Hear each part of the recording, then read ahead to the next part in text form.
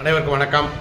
நான் அருப்புக்கோட்டை அண்ணாமலையார் ஜுவல்லர் நிலையத்திலிருந்து உங்கள் ஆஸ்தான ஜுவல்லர் ஜெய்சங்கர் பேசுகிறேன். இன்றைக்கி என்ன பார்க்க போகிறோம் அப்படின்னா, தாவேகா டிவிகே தமிழக வெற்றி கழகத்தின் தலைவர் இளைய தளபதி விஜய் அவர்களின் இந்த ஆட்சி 5 ஆண்டுகள் நீடிக்குமா நீடிக்காதா, இதை தான் நம்ம இப்போ பார்க்க போகிறோம். அது மட்டும் இல்லை, ஏன்னா அவர் ஒரு மிகப்பெரிய ஒரு வெற்றியை சடனாக வாங்கினதுனால அவருடைய உயிருக்கு எதுவும் ஆபத்து இருக்கிறதா அப்படிங்கிறதையும் நம்ம பார்க்க போகிறோம். அவருடைய ஜாதகத்தை வைத்து இளைய தளபதி விஜய் அவர்கள் பூச நட்சத்திரத்தில் பிறந்திருக்காரு. லக்கணம் கடக லக்கணம், ராசி கடகராசி, சரிங்களா? ஸோ ஒரு மிக அருமையான ஒரு லக்கணம், அருமையான ராசி தான். ஆனால் கடகராசி கடக லக்கணத்திற்கு இதுவரை மிக மிக சிரமமான காலகட்டம் இருந்தது. இப்போ ஒரு 3 மாதமாக தான் கொஞ்சம் பரவாயில்லாமல் அவங்களுக்கு நல்ல காலங்கள் பிறந்திருக்கு, சரிங்களா? இப்போது நேற்று 10ஆம் தேதி விஜய் அவர்கள் முதலமைச்சராக பதவியேற்றார். அனைவரும் பார்த்துக்கிட்டு இருந்தோம், ரொம்ப சந்தோஷம், சரிங்களா? ஆனால் நேற்று அவருடைய ராசிக்கு பூச நட்சத்திரத்திற்கும் ஆயில்யம் நட்சத்திரத்திற்கும் நேற்று வந்து சந்திராஷ்டம நாள். சந்திராஷ்டம நாளில் பதவி ஏற்பது அவ்வளவு சிறப்பில்லை. அதனால் இந்த ஆட்சிக்கு இடையூறுகள் நிறைய இருக்கும். கண்டிப்பாக வந்து இந்த ஆட்சிக்கு இடையூறுகள் நிறைய இருக்கும். ஆனால் எப்படி பதவியேற்றார் அப்படின்னா, ஜாதகப்படி தமிழக அரசியலை குறிக்கக்கூடியது செவ்வாய். இப்போ இவருடைய ஜாதகத்தில் லக்கணம், ராசி, செவ்வாய் 3மே கடகத்தில் தான் இருக்கு. ஆனால் கடகத்திற்கு 10ஆம் இடமான மேஷம் அதிபதி செவ்வாய். அது வந்து தலைமை பண்பு ப்ளஸ் வந்து அரசியலுக்கு எல்லாத்துக்குமே வந்து தமிழக அரசியலுக்கு அதிபதி செவ்வாய்.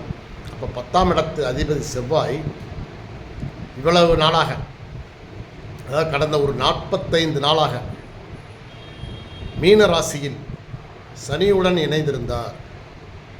அதனால தான் இவர் ஜெயிச்சும் பல சிக்கல்களை சந்தித்து கொண்டிருந்தார். இந்த நிலைமை நேற்றோட, அதாவது முந்தா நாள் அதிகாலை அல்லது நேற்று அதிகாலைன்னு சொல்லலாம், கிட்டத்தட்ட 6 மணிக்கு முன்னாடி வரைக்கும் வச்சுக்கோங்களேன், அது வரைக்கும் செவ்வாய் வந்து சனியோடு இருந்தார். நேற்று காலை 6 மணி முதல்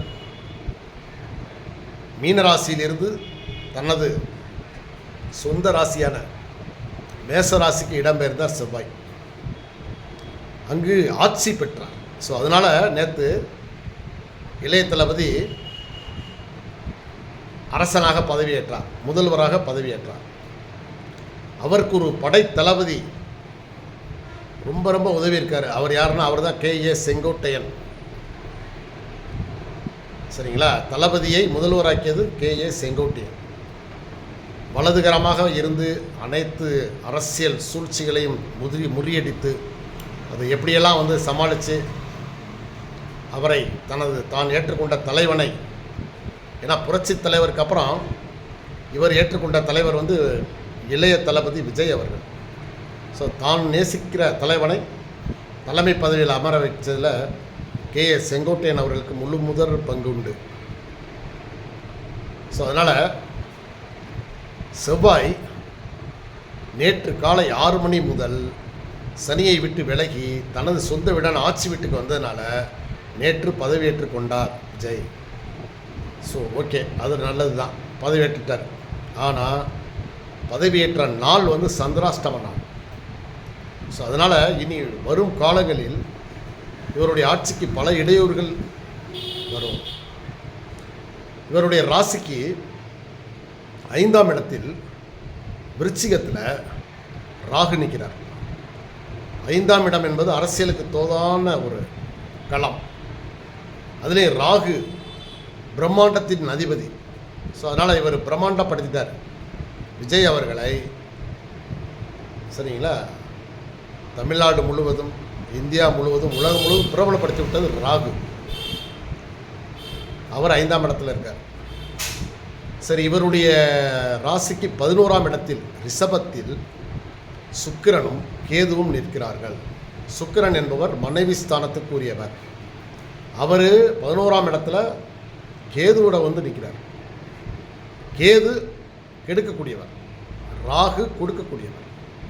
ராகு போல் கொடுப்பார் இல்லை, கேது போல் கெடுப்பார் இல்லைன்பாங்க. ராகு அள்ளி கொடுப்பார், அதான் சீட்டுகளை அள்ளி வழங்கிட்டார். ஆனால் கேது குடும்பஸ்தானத்தில் மேலே வந்து குடும்பத்தின் அதிபதியுடைய சுக்கிரனோட இருக்கார். ஸோ குடும்ப வாழ்வை கெடுத்து விட்டார். உன்னை கெடுத்து ஒன்று கிடைக்கிது பார்த்தீங்களா? குடும்ப வாழ்வில் அமைதி இல்லைங்க, நிம்மதிங்கிறதே இல்லை. ஆனால் அரசியலில் மிகப்பெரிய வெற்றி. இது எப்படி இருக்குது? அப்படியே கான்ட்ராவர்ஸாக இருக்கா? இப்படி தான் இருக்கும் வாழ்க்கையே, இப்படி தான் இருக்கும். ஒன்று கிடைச்சா ஒன்று இருக்காது, ஒன்று கிடைக்காது, அல்லது அதில் நிம்மதி இருக்காது. சரி, இப்போ இவருக்கு 12ஆம் இடத்தில் சூரியன் இருக்கிறார், புதன் இருக்கிறார், மாந்தி நிற்கிறது, சனி நிற்கிறார். சும்மாவே வந்து மாந்தி மட்டும் இருந்தாலே தாங்க முடியாது, இதில் சனி வேற கூட இருக்கார். அப்போ இவருக்கு விரயஸ்தானத்தில் சூரியன் புதன், சரிங்களா? அப்போ இவர் சனி இருக்கிறாரு, மாந்தி நிற்கிறார்.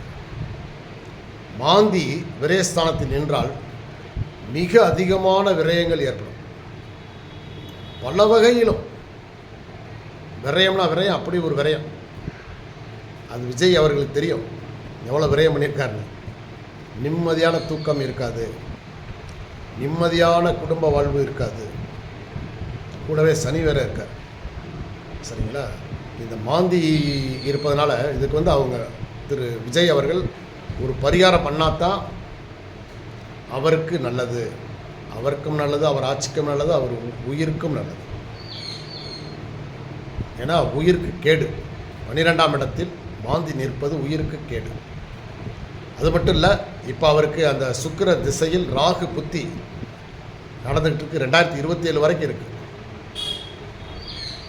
ரொம்ப கவனம் தேவை. சரிங்களா? குரு வந்து இவருக்கு 8ஆம் இடத்துல நிற்கிறார்.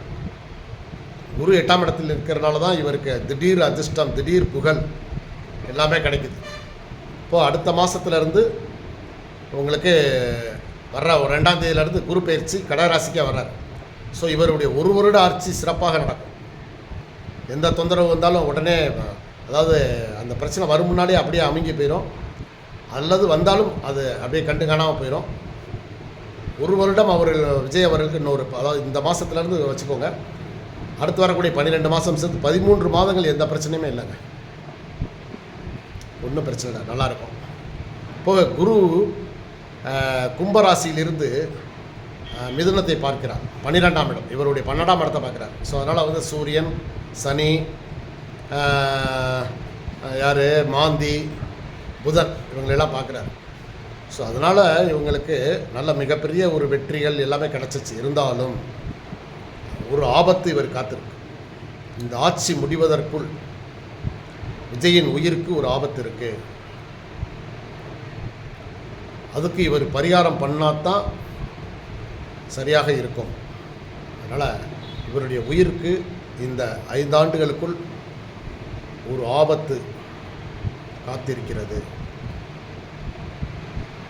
அது வந்து உங்களுக்கு 2027 வரைக்கும் ராகு புத்தி இருக்குது, அதுக்கப்புறம் குரு புத்தி வருது. ஸோ இந்த ஒரு 4 ஆண்டுகள் மிக எச்சரிக்கையோடு இருக்கணும். காரில் போனாலும் சரி, விமானத்தில் போனாலும் சரி, இவருக்கு ஒரு ஆபத்து காத்திருக்கு.